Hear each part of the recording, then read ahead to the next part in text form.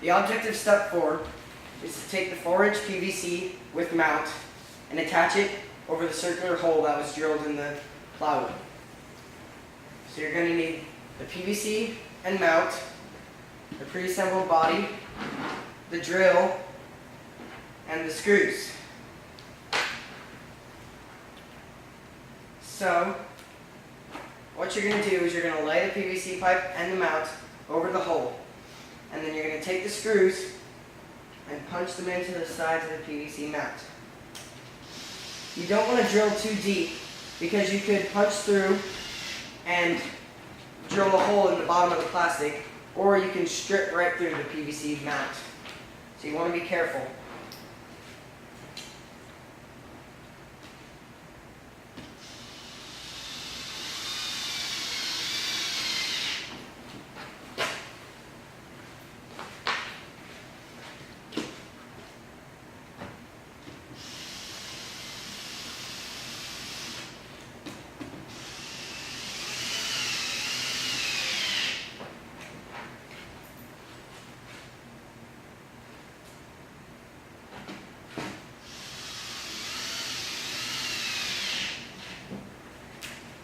Once you've drilled all the screws in, you're going to want to lift up the hovercraft body and check the bottom for any holes.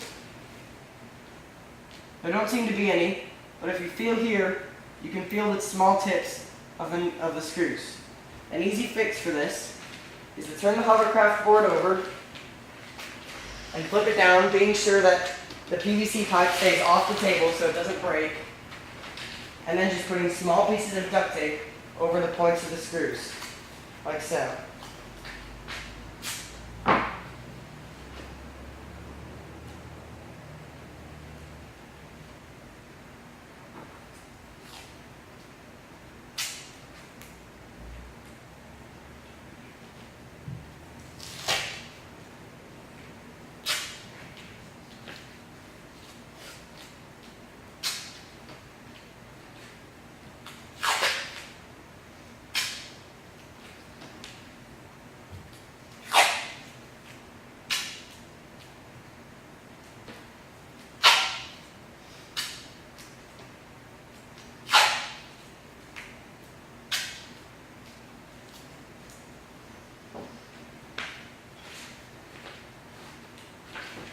And that is the end of step 4. The object of step 5 is to attach the rope to the hovercraft body so you can pull people around on it.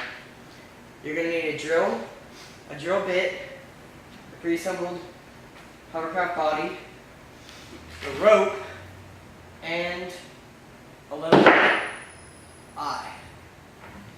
So you're going to take the drill, and you want to drill the pilot hole somewhere close to the PVC pipe and mount.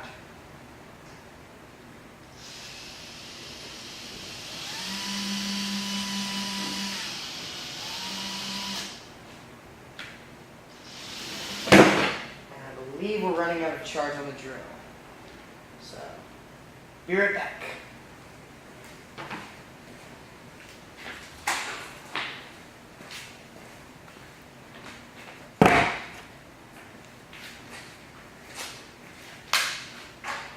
Alright,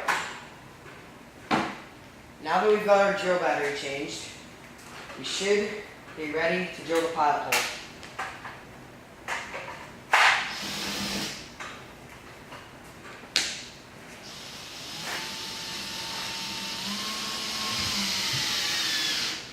You don't want it to go too deep, because you don't want to puncture the bottom layer of plastic.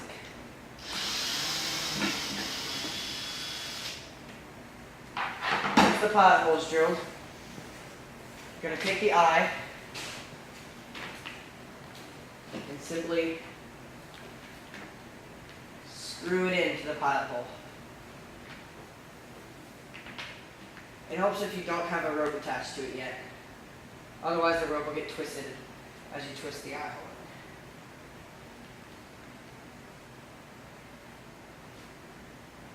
Take the rope and tie a secure knot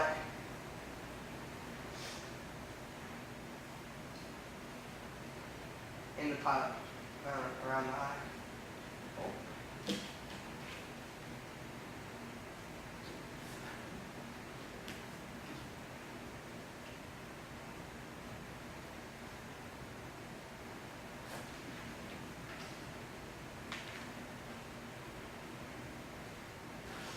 Again, you don't want the knot to be loose because the rope could pop off when you're pulling. That's the end of step 5. Let's go over a few hot tips for when you're building the hovercraft. Hot tip number 1 is to make sure that there is no excess of the plastic wrap. If there is, all you need to do is take the staple gun, fold it over, and put a staple in to hold it down. Hot tip number 2 is to make sure there are no areas on the plastic that air could leak out of. If there is, simply cover it with duct tape. Hot tip number 3 is that the duct tape may peel at any point, and if it starts to peel, all you need to do is put a couple staples in. Hot tip number 4, remember to let the kids do as much as they can. They can do the drilling, they can put the eye hole in, the eye bolt in, they can tie the rope, they can use the staple gun, but don't let them use the X-Acto knife, because they could hurt themselves. Also, as you use the hovercraft, the bottom could become slightly damaged and air could escape through holes that you don't want it to. If this happens, all you need to do is cover it with the duct tape. Now that the hovercraft is complete, let's give it a try. Follow the instructions to start your leaf blower. Put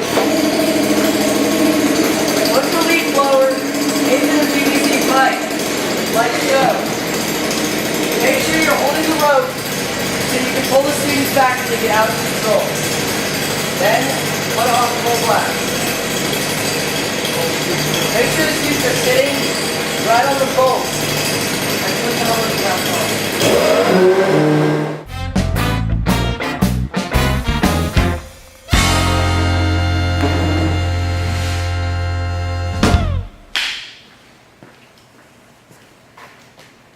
That's it for hovercraft building.